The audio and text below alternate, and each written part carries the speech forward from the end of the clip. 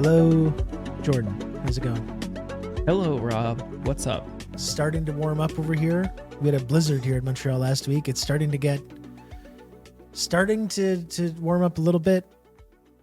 Right now, very cold, gray, windy. So we keep getting little glimpses over the last month.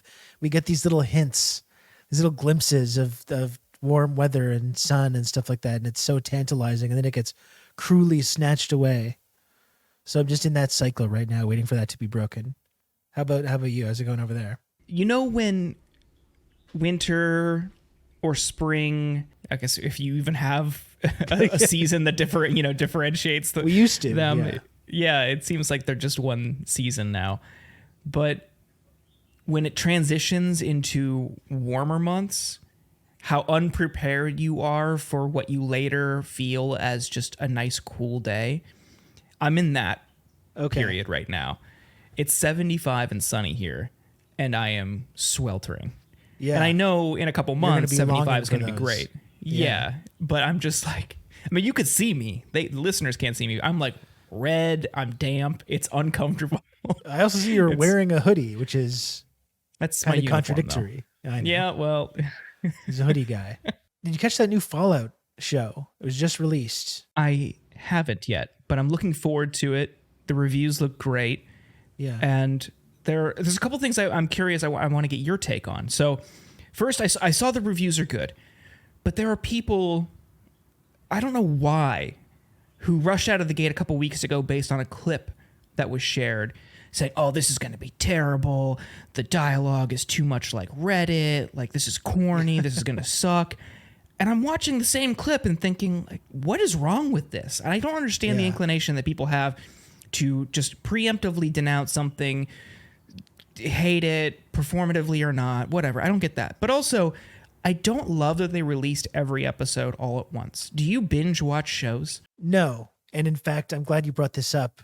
I haven't watched Fallout either. I'm not a huge fan of the franchise. I started Fallout 3 and just I just never finished it though. I never really got past the first 90 minutes or so of it. So, or New Vegas or anything. To go back to it. Yeah. It's a genre that I'm really interested in, that kind of post-apocalyptic genre. There's a lot of things that I like about it, but it never really grabbed me enough to play the whole thing. The series does look good. Have not watched it yet. Probably will. But no, I think we need to move past this binge model. I think, it was kind of a novelty for a little while, but I hate it. I'm watching Shogun right now, and I like that because that's getting released 1 week at a time. I think that's something that we miss sometimes as well with social media and everything. I remember, when Lost was in its heyday, and just everyone watches one episode at the same time, and then everyone's reacting to that one thing, and everyone's shit. This is a little bit before, social media, Twitter and stuff. That was the tail end. The tail end of Lost kind of coincided with that kind of modern style of social media. But in general, though, I like this idea of, I like everyone experiencing one episode at a time. Everyone can react to it, react to all the twists and turns, and then the next week there's a next episode and we can go through it again.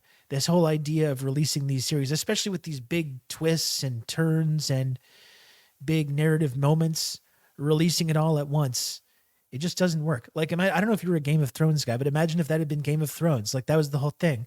These big seismic episodes, the season 9 of episode 1 with Ned Stark, or the Red Wedding episode, these big moments. Everyone's experiencing that at the same time, or roughly the same time. Then everyone's going online after to be able to say, oh my God, that's crazy. I miss that. Those water cooler moments.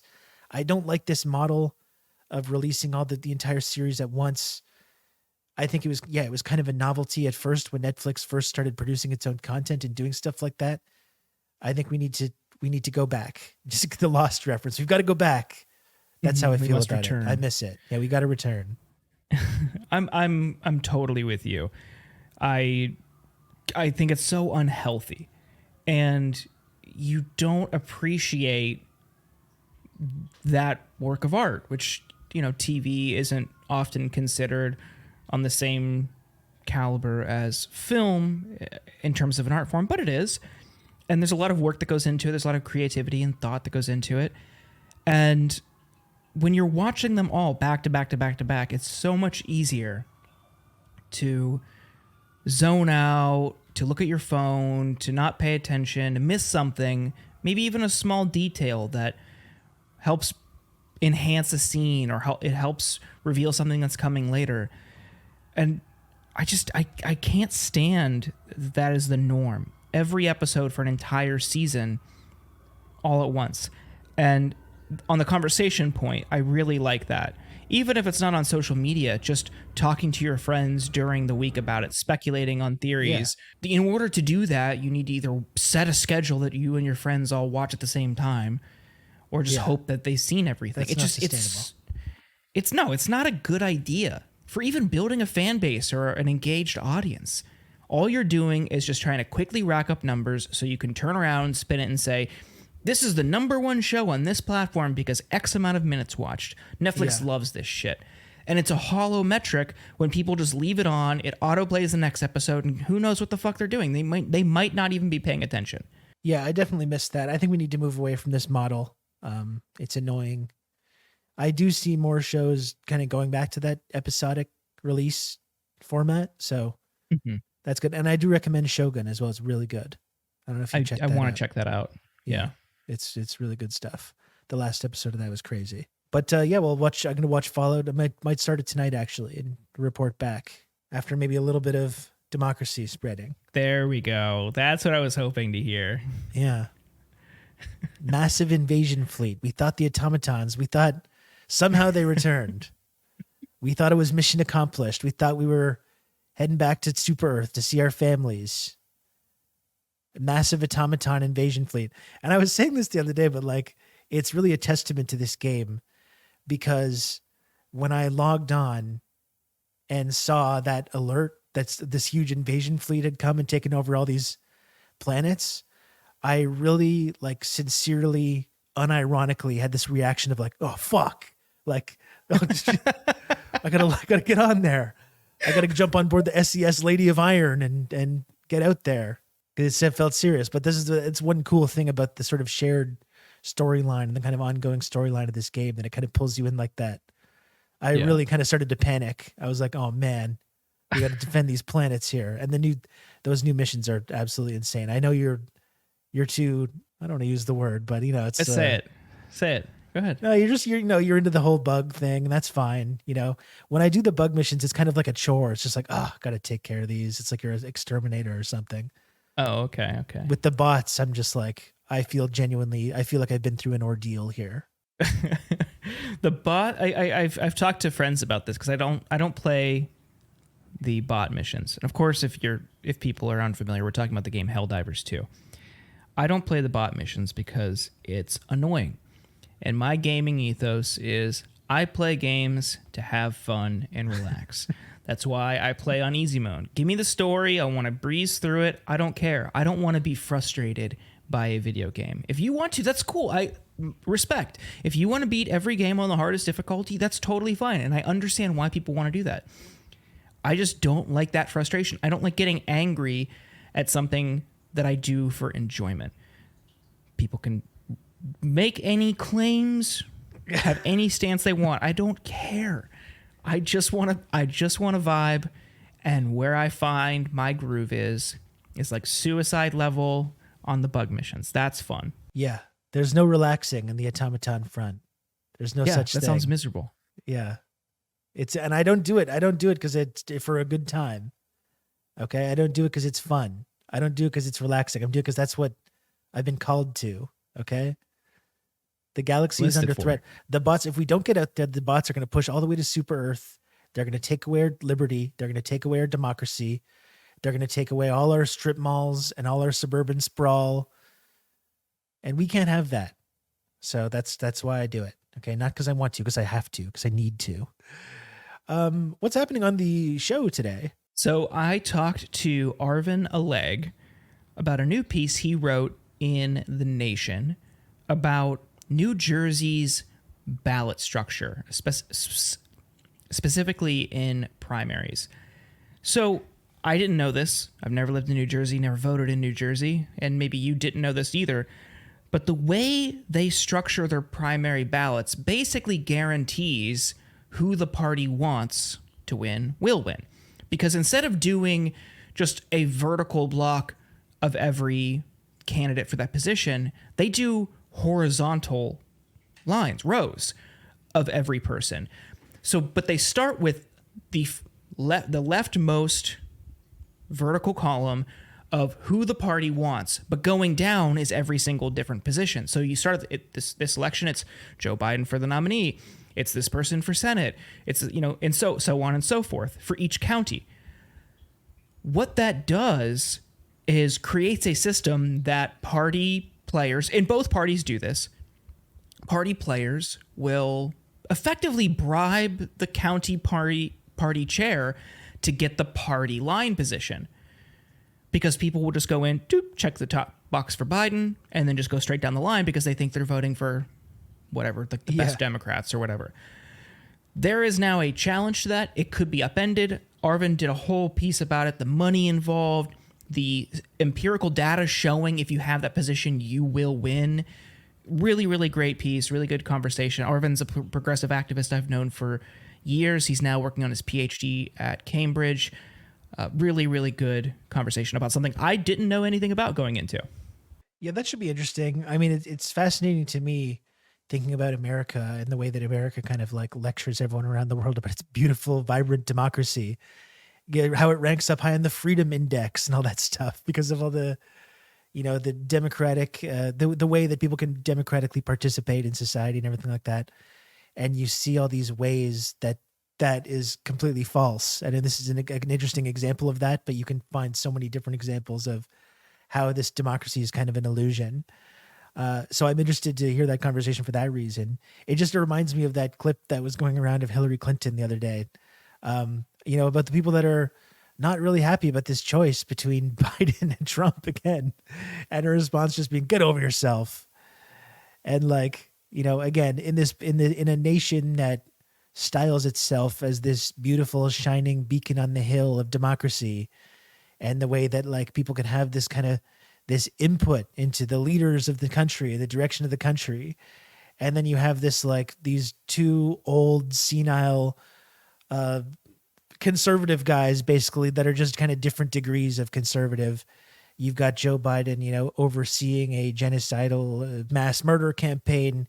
You've got Trump dehumanizing immigrants and calling them vermin and cockroaches or whatever it is.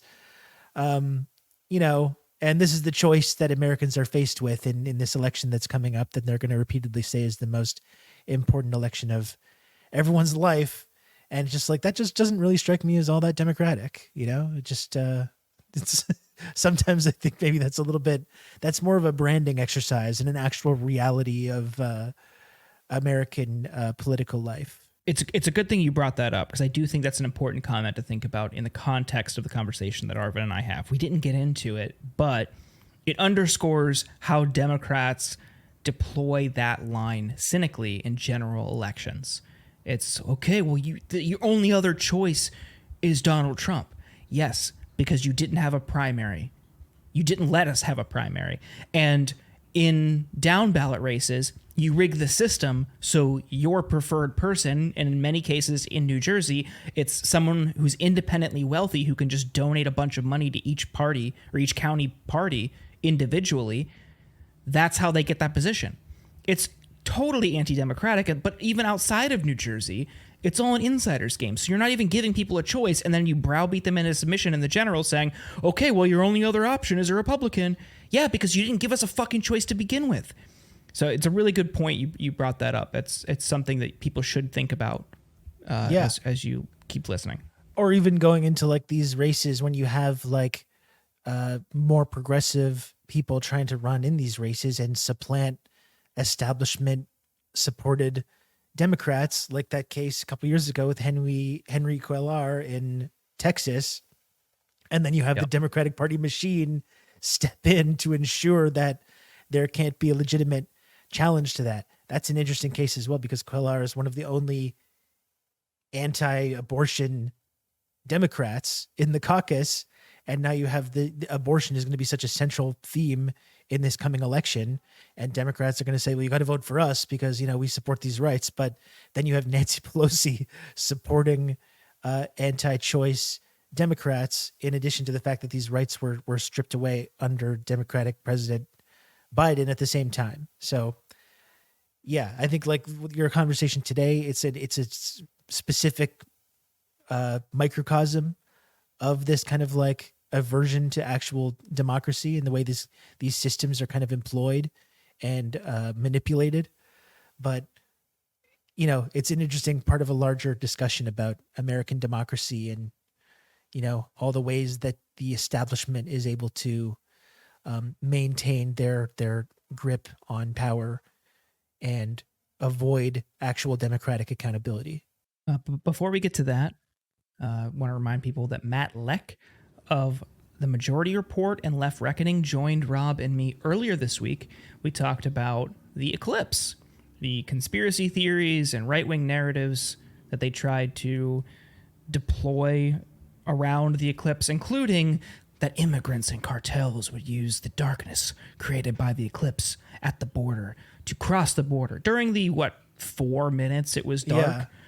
It's a brilliant plan. So stupid. Yeah. But that was a really fun conversation. I like Matt a lot. He's me really too. good. I was really happy to have Matt on there. Really great conversation. I encourage people to check that out. And if you want to get access to that bonus episode, as well as all the other previous bonus episodes over the years, you can do so at insurgentspod.com and subscribe over there. Every little bit helps. Every subscription helps. It helps us keep this show on the air. We appreciate it a lot. We couldn't do it without our beloved paid interns. So if you want to get access to that episode, that's how you do that. Did you see that there was that like astrology influencer, like QAnon person that like stabbed her husband or something, like, and then killed her kids in just a way I really don't even want to repeat. Just so sad. No, and that's the thing. We can poke fun at this like conspiracy stuff around the eclipse or whatever else, but it's a potent reminder that like there's really people that are really deeply plugged into this, and it can have disastrous and dangerous and violent consequences. We can joke around about it, but it's really serious. And I think that really underscored like the seriousness of it. Absolutely. Yeah. Just her feed was all the quintessential QAnon talking points. It's just so sad. But even more depressing, the Los Angeles Times, she lived here in LA. I was reading a piece in the Times today about her, and places like the Fader and Refinery 29 over the years had done glowing profiles about her as an astrologist who can help people prepare for the year financially through the stars. And just like people were gassing her up, and she was just a lunatic. Very disturbing. Well, I didn't mean to bring up that very dark and disturbing story right before we kick it to your interview here, but it's a good reminder though. I guess it was worthy to mention because we got into all the conspiracy stuff with Matt Leck, that it was a really kind of messed up sort of button on that story. Yep. But do you want to get into your interview now? Yeah, let's do it. Arvin Alaigh will be joining me right after this.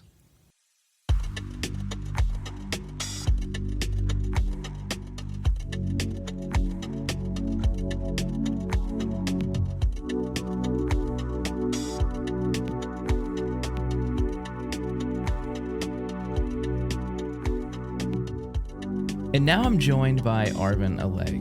Arvin is a political activist who has worked in the progressive world for years. He's a writer and a PhD student at the University of Cambridge. Now, Arvin I've known you for years now. So you're someone who I really appreciate and admire, and I'm happy that listeners now get to meet you. How are you? I'm good, man. Thanks for having me on the show. It's been I've been a fan for many years, and obviously we go way back. And yeah, I'm thrilled to be here. So thanks for bringing me on. Of course. So it's now your turn to answer a question that we ask many people. Arvin, are you a gamer? I knew this question was coming, and I was thinking about how to answer this. Yes, or I historically have been, definitely. Historically have. Okay, what does that look like? So I think nowadays it's pretty much just when I'm back at my parents' place, I will fire up NBA 2K and live out my like aborted hoop dreams and play as a 7'3" version of myself. But historically, I was a huge in like middle school and high school, I was a huge Warcraft fan. But let me just say that I made it a point of pride to distinguish between Warcraft 3, which is what I played, which is like an RTS, and then I would sort of like thumb my nose at the people who played World of Warcraft because the MMORPGs were I felt like I was better than in some sense, but I would still just I was like, yeah, really repping Warcraft 3 growing okay. up. So let's talk about 2K for a second. When you say you live out your aborted hoop dreams of being a 7'3" version of yourself, do you create yourself as a character? Is that how you play? Yeah. Usually that's how I play. I think I play 2K and I have MLB The Show as well, and I have a baseball version of myself. I never played baseball growing up really, but I just create myself in all these games and am historically good in these leagues. So that's so. Which team do you put yourself on? Oh, the Knicks. I'm a huge Knicks fan. I grew up in Jersey, but I was born in New York. My parents are Knicks fans. I'm a Knicks fan, so always the Knicks. Arvin Alaigh, the 7'3" center. Assuming, I mean, it wouldn't make sense to put you anywhere else on the court, but totally. I'm 7'3". I'm like 300 pounds. I max out stats, everything, right? And it's not even fun. Sometimes my brother will like watch me be playing and he's like, is this even fun for you? Because I'm just like, it's purely mechanical. It is just this thoughtless thing to just like be, I don't know, just there's something deeper there that I don't like thinking about. That's such an interesting thing that I find myself liking in games. Magic the Gathering, there's sometimes like I play it online a lot, and sometimes I play it while I'm doing something else, which for how many rules and factors and modifiers, etc. in that game, it still is something that I enjoy because I can focus intensely on it or do mindlessly. Yeah. And it can just be mechanical. And I don't know what it is about games. I guess I don't know if it is unique to that, because it feels analogous to people just putting on a TV show and having that on in the background. But this is more interactive. It's interactive mindlessness. Yeah, I think that's like the gamer thing, right? Like you're just sitting around and watching TV. Like I'm like doing something in this like active, like manifesting way rather than just like passively consuming something, right? That I feel like that's always been like a gamer point of pride against like the TV watchers and the movie watchers. That is how I rationalize it. It's okay if I sit on the couch for several hours playing Helldivers because I'm actually doing something. Oh, hell yeah. But if you sit on the couch and watch TV for 6 hours, you're lazy. Oh my God. Yeah. It's really no different. You're sloth, you're lazy, you're a glutton, you're all kinds of indulgent. But the gamer is disciplined. The gamer is actively making their own way in the world in this real way. Right. Right. I guess the only point I would give gamers in that argument, if we're being honest, is just that I would say it's more mentally stimulating if you're playing something actively. For the same amount of time versus someone just watching something and maybe not paying attention. Definitely. I mean, I'm unapologetically team gamer here, so let that be known. Well, that's good because we don't have to end the conversation now, and you're here to talk about your new piece in The Nation abolishing the ballot line will reshape progressive politics. Now, I've never lived in New Jersey. I was not familiar with New Jersey's ballot design. Could you give the listeners some context on how New Jersey constructs their ballots? Yeah, absolutely. So, so historically, I think for about 3 or 4 decades now, the New Jersey primary process has been really unique. So it's been the only state in the country to have this very particular format of ballot design, of primary ballot design.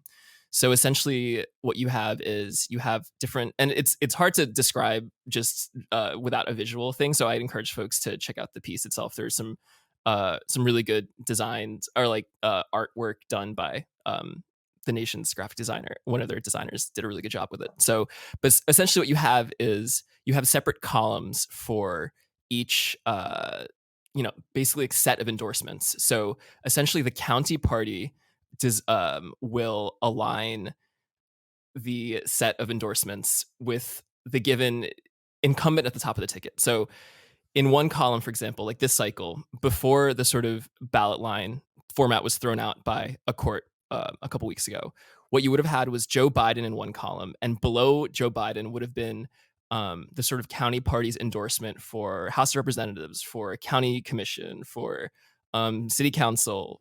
So essentially you have the entire slate of county party endorsements would go under one column. And for the average primary voter, they'll just go straight down, and they just go straight down and mark whoever is in line with the name that they recognize at the top of the ticket. So this year it's Joe Biden. I mean, usually it's someone like Cory Booker, or it's maybe the gubernatorial candidate, like the sort of governor's race, whoever's on the top of that ticket.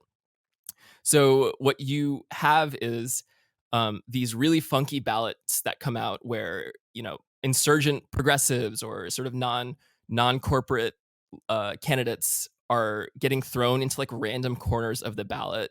You can, if you pull up an image of the ballot, you can see that some candidates will get caught in what's called ballot Siberia, which is they'll be put in obscure corners of the ballot. They'll be completely like disregarded, and a lot of candidates won't even like actually see them in the first place. So you essentially have county parties in New Jersey just selecting who they want to win their primary races, and it's been this extremely undemocratic process for years and years, and progressive activists in the state have known that this was their main impediment to getting any real political power in the state.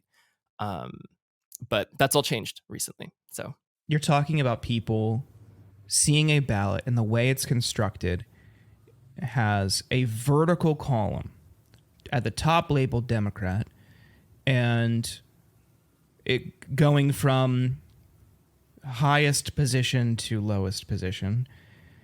And in primaries, it's not the only Democratic option. So it gives people who are not super well-read, which is honestly the vast majority of voters, the impression that these are the only Democratic voters on their ballot, or if they do know a little bit, this is who the party wants. And in some cases, we'll get into that in a second, in some cases, it is who the party wants, and that's why it's constructed that way.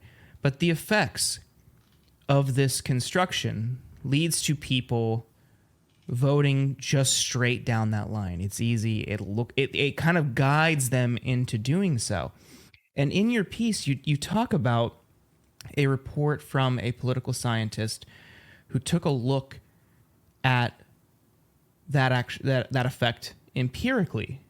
And it was Julia Sass-Rubin at Rutgers University, and she determined that the ballot line placement has provided an average advantage of 38 percentage points, which all but guarantees victory for candidates who receive the county party line.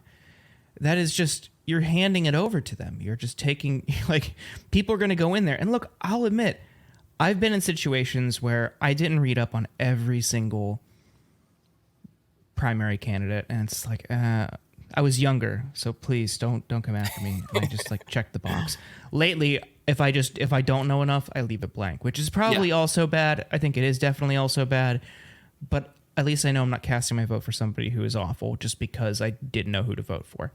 Yeah. But there are a lot of people who just don't care. They see Democrat, boop, boop, boop, boop, check it, and this just guarantees the victory. Could you talk Yeah. about that dynamic when you have people who don't know going in, and the effects that this construction has? Yeah, absolutely. I mean, what you have, right, all across New Jersey, you have, especially down ballot in sort of House districts, in county districts, in state assembly, state senate districts, pretty much every safe blue district, right?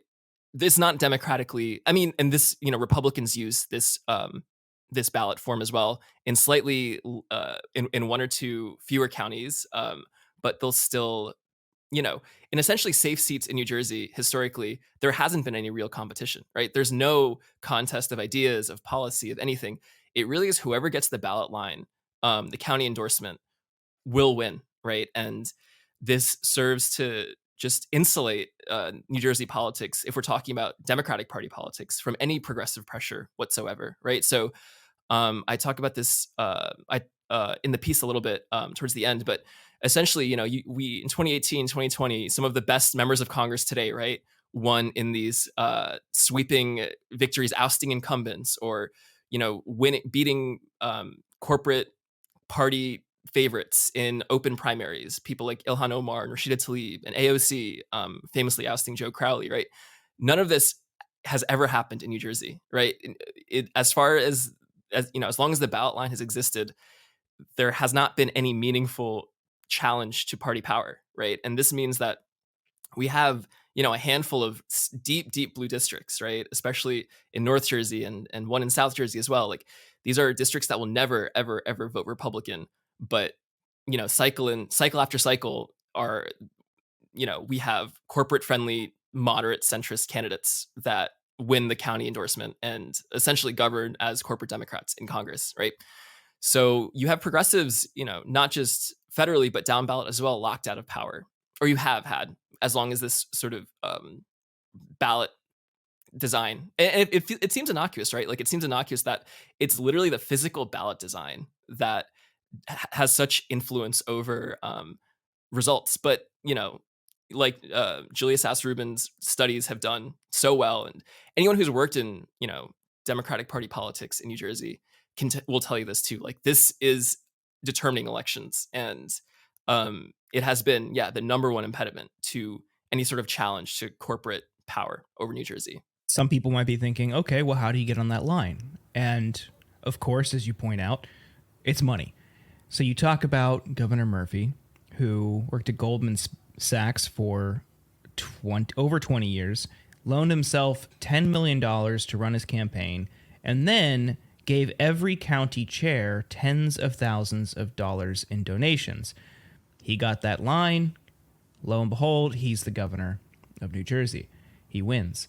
John Corzine, 2 decades prior, you write, basically did the same thing, used his money to buy these positions. I mean, it's not just an issue of fairness.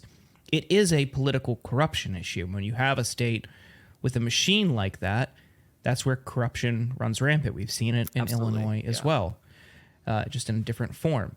And it goes on the Republican side as well. You talk about in 2018 in the Senate primary, a big pharma CEO, Bob Huggin, cut $37,000 checks to each Republican county party, won the county lines, and easily grabbed his party's nomination. So you can just buy yourself the party nomination for a position if you have the money. Yeah, absolutely. That has just been it's not really so much of a secret, but it's the open reality, right? In New Jersey politics, like, all you need to do is shower county chairs with money and you will get the endorsement. You need to show that you can raise money, or you can dole out money and fundraise for your own campaign. Like, it's really just how much wealth you have and how much money you can raise will be the determinants historically as to getting the county party endorsement. And I've sort of, sat in county party meetings and stuff, and I've witnessed candidates trying to go like hat in hand, trying to convince county party chairs that they can raise money and they can do this and do that. But all that will only, they've essentially made up their mind. No amount of like talking about policy, no amount of talking about vision for vision for politics would ever hold any weight against capacity to fundraise and donate money to the county parties and the state party. So yeah, it's really pretty grotesque. And this has just been the guiding logic of, yeah, like I talked about in the piece, John Corzine, Bob Hugin, like these are go down the line, and whether, especially for statewide office, there is always going to be some flow of money from candidates to parties, and those parties reward those candidates with favorable ballot placement. So it's nuts, but it's essentially what's kept any sort of meaningful progressives from having power in New Jersey. Yeah, which is something I'm sure that the state party and the county parties love. But somebody is doing something about this, and the challenge comes from within. Representative Andy Kim, who is running for Senate for Bob Menendez's open seat, or Bob Menendez's seat, he's suing. He's sued 19 of New Jersey's county clerks. This, to some, might seem like a wasted effort, but it does seem like he's making progress, whereas other challenges, like Working Families Party, has just kind of languished.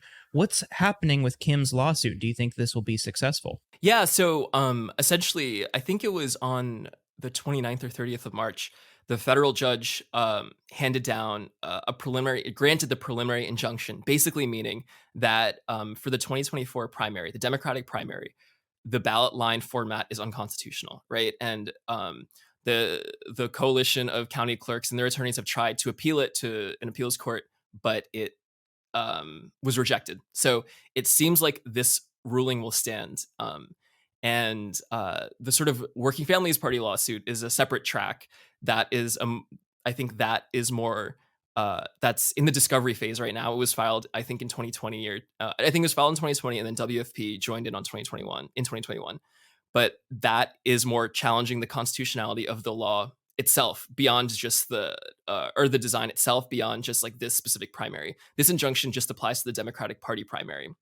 So it's effectively successful. Advocates are calling this a win for the collapse of the ballot line, because there will always be the threat of, there's the precedent now. So any future attempt, whether it be next primary cycle, to put down the ballot line, this will be challenged again, and on precedent, they feel good that it will be knocked down. So what you have now is you have county parties and state legislators. Some of them have hopped on the bandwagon of kill the county line and let's do politics a new way. Some of them are sort of concocting and scheming new like workarounds that are technically still preserving their power, but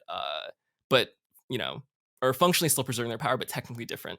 And yeah, it's just to watch them scramble has been a sight to behold. You have like the Hudson County Democratic Party chairman was talking about how we can't change ballot formats because we need time to, quote, educate our voters, right, about this new ballot design, even though the current one is confusing and no one knows how it works. And you had Camden County Democrats saying the same thing, and it's been this like sight to behold, like what the tide is turning, but they're dragging their feet so much. And I don't think the fight is over, but the biggest hurdle is definitely has been passed.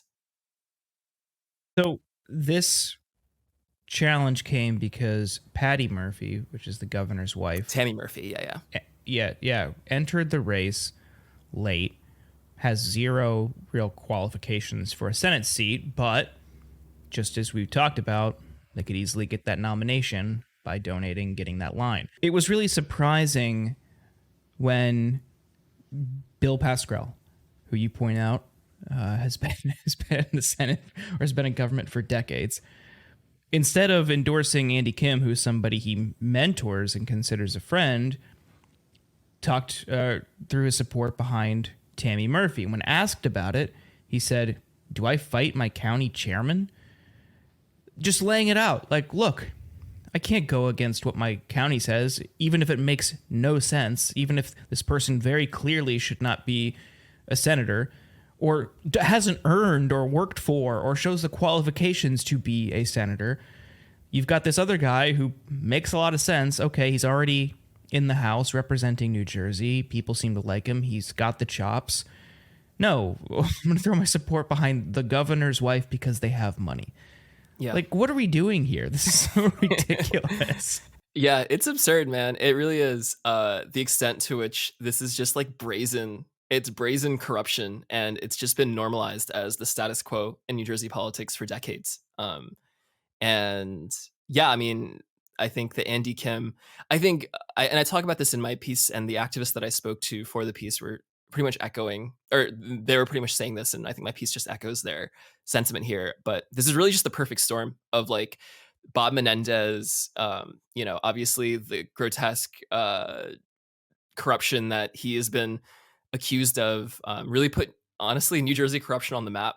And now you had a sort of national media apparatus, and you had liberal activists and progressive activists across the country and within the state really up in arms about how undemocratic and how brazen New Jersey corruption and quid pro quos were. And I think when the governor, who, like I put out in the piece, he's been like one of the better. He is frankly one of the better governors as far as Democrats go. He's much better than like Kathy Hochul, for example. Right? He doesn't.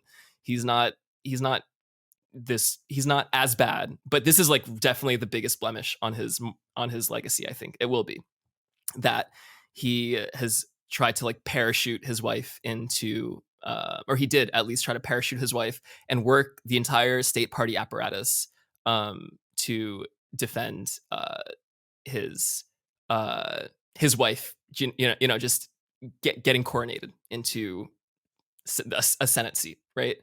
And Andy Kim, I think he's all right. He's not like a firebrand progressive by any means, but he's good. He's fine. He has this sort of reputation of being this like sterling, like virtuous, like very soft, dad jokey, like very honest and anti-corrupt. He has this persona about him, and I think the contrast of someone like him getting worked by this process was just so jarring that it sent the state up in arms, or the state's progressive and liberal base up in arms. This isn't really about just getting Kim elected. I mean, I think he'd be better than Menendez. He's probably, I'm sure Tammy Murphy is a cordial, pleasant person, but of course, yeah, probably maybe a little bit better than her. We'll see. Who knows? This isn't really about this election. It's about the lasting effects. And you close the piece talking about the possibilities if we get rid of this. You're talking about candidates fielded by or part of Justice Democrats, Sunrise Movement, Democratic Socialists of America, and many more, honestly. This opens up the door to people running and potentially winning on platform and principle rather than who gives the Democratic Party or their county party money. I would argue, I don't think I'm being too extreme or fringe here, that's a good idea. That's healthy for a democratic system. Do you disagree? No, I completely agree. And I think New Jersey is now, whether it happens next cycle or a few cycles from now, like can seriously be considered like a place to invest nationally progressive, for national progressives to invest money and resources and recruiting candidates and all this stuff. It's been ignored, frankly, because of the ballot line. I over the years, just speaking to people from these national progressive organizations, the first thing they'll say is, of course, we're never going to touch New Jersey. It has the ballot line. Like, so political people people in politics have known about this for years and years. And it's good that now everyone knows about it. But this has been the sort of prohibitive factor from any real meaningful progressive energy sort of infiltrating the New Jersey political apparatus. But now that this format, this primary ballot format is gone, like, I think I talk about this in the piece. I talk about this in the piece a little bit. Like, I can imagine like a bench of down ballot, state assemblymen, state senators, town council people. Like, the ballot line affected all of these levels of government, not just Congress, not just Senate. It's probably its most important effect, right, was down ballot, when you had hundreds of local races affected by this, and dozens of state level races. And now we can finally grow a real progressive bench in the state that maybe in 10 years we can have a real like left senator, right, from New Jersey instead of a sort of like milquetoast liberal one. And I think this is the start of that, and it's really exciting. Folks in New Jersey on the ground are really really excited, and yeah, I think the best is yet to come from New Jersey. Do you think there is a scenario where the Democratic Party finds another way to bring this party line back? I think that's a good question, and thinking about the sort of how corrupt New Jersey politicians are and how power hungry and how openly self-enriching they are, I don't think that is a bad question to ask.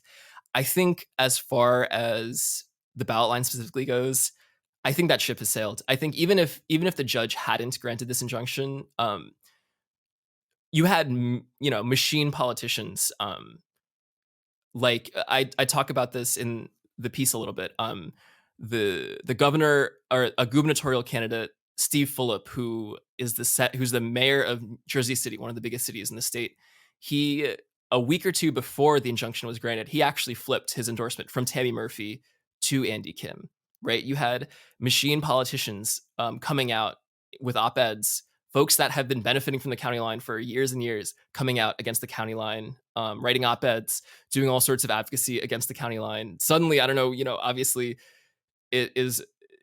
they were maintaining this system for decades and decades, but I think the political momentum is definitely on the side of eliminating the ballot line. And whether that, I'm sure they'll try and concoct different ways to preserve influence and access and power. But I really do think that, and this is, again, what folks, activists that I talked to for this piece were saying, there is like this energy about New Jersey politics now. I think this is like a huge win. And I think we talk about like things like pro-democracy activism, like whether it's eliminating dark money out of politics or whether it's doing all these sorts of things. I think that there is this sort of cascading wave of momentum and energy to take on these different sources of corruption in New Jersey. So I think that the liberal and progressive base especially is going to be super vigilant about ensuring that this victory, is set into stone, right? And is just the start of a whole other host of fights to make New Jersey more democratic and less influenced by dark money and corporations and just all these sorts of things that have dominated the landscape of New Jersey politics for decades. Well, potentially a bright future for insurgent candidates and progressives. Where can people follow you and find more of your work? Yeah, absolutely. Follow me on Twitter at Arvin Alaigh, ArvinAlaigh.